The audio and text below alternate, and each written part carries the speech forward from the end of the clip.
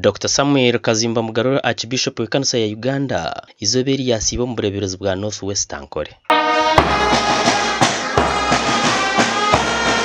yayebembera okushaba Kanisa ya St Paul Cathedral kandi mu butumwa buyayebembeza no kukorera hamwe.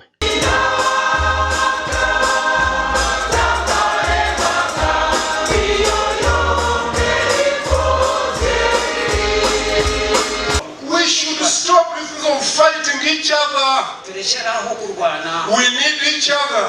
Everyone is important. Everyone is important. We need to work as a team. When you work as a team, we can succeed in many ways.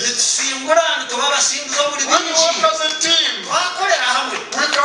we can be winners and not losers.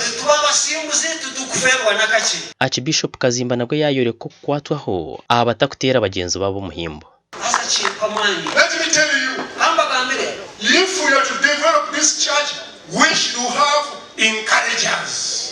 I am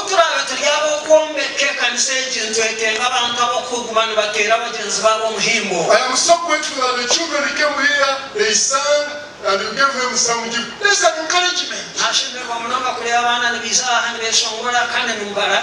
saw that young man who speaks like an angel. That one can be a preacher. Naija kumura ukwezi kwa munana umwaka gurukwija kandi obwa hatari yo narabo mburebereza rukusiyura. Because retiring from the office by preaching the gospel will continue. Even when I retire on 15th August 2027 at 10 a.m., the gospel will continue. When he retires, Bishop Amos he will continue to preach the gospel. Because retirement doesn't mean you are expired or you are tired. No. Umurebereza wa Diocese Right Reverend Amos Magezi yayoreka bimwe byisha barebereza kurire Diocese akadedicatinga emwe amaramuzo gitu ya Chijongo kabashana mutero mungarango kolecho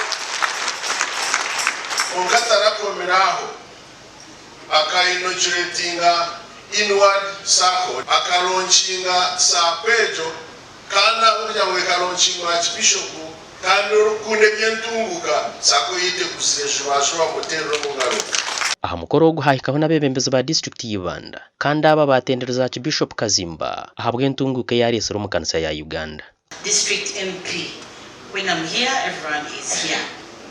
They have sent you greetings in the name of the Lord, and to the clergy they have said, I say to all of you that praise God. Wish you the best. And would be glad to see you come back to Ibanda because Ibanda is your home. Amakuru agagasha kwa Timothy Mushabe.